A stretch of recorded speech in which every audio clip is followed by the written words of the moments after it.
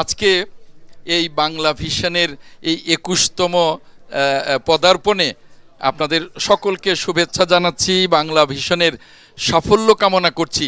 ২১টি বছর বাংলা ভিশনের জন্যে খুব সুখকর ছিল না, অনেক চ্যালেঞ্জ, অনেক প্রতিকূলতা, অনেক কিছুকে মোকাবেলা করে আজকে বাংলা ভিশন এখানে এসছে। আজকের দিনে মনে পড়ছে বাংলা ভিশনের সাথে যিনি সম্পৃক্ত ছিলেন সব সময়, যিনি বাংলা ভিশনের পেছনে ছায়ার মতো থাকতেন, আমাদের সেই শ্রদ্ধেয় নেতা, ঢাকার সাবেক মেয়র, সাবেক মন্ত্রী সাদেক হোসেন খোকা ভাইকে এই মুহূর্তে মনে পড়ছে। তার আত্মার মাগফিরাত কামনা করছি।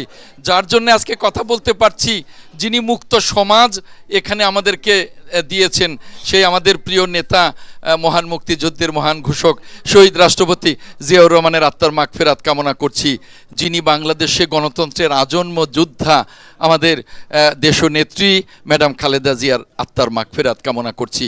এবং তাদের আদর্শে অনুপ্রাণিত হয়ে এই যে ফ্যাসিবাদের 18 বছরের লড়াই শেষ করে আমরা যে গণতন্ত্রে পদার্পণ করেছি, এই গণতন্ত্রকে যিনি এগিয়ে নিয়ে যাবেন, এই চ্যালেঞ্জটাকে যিনি গ্রহণ করেছেন, আমাদের মাননীয় প্রধানমন্ত্রী জনাব তারেক রহমানের প্রতি শ্রদ্ধা জানাচ্ছি।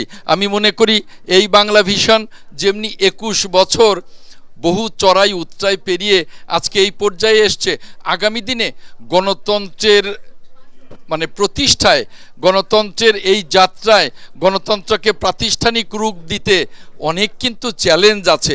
এই চ্যালেঞ্জও বাংলা ভিশন মোকাবেলা করবে এবং এই চ্যালেঞ্জে বাংলা ভিশন গণতন্ত্রের সাথে থাকবে, বস্তুনিষ্ঠতার সাথে থাকবে, দেশপ্রেমের সাথে বাংলা ভিশন পরিচালিত হবে। এটাই বাংলা ভিশনের কাছে প্রত্যাশা।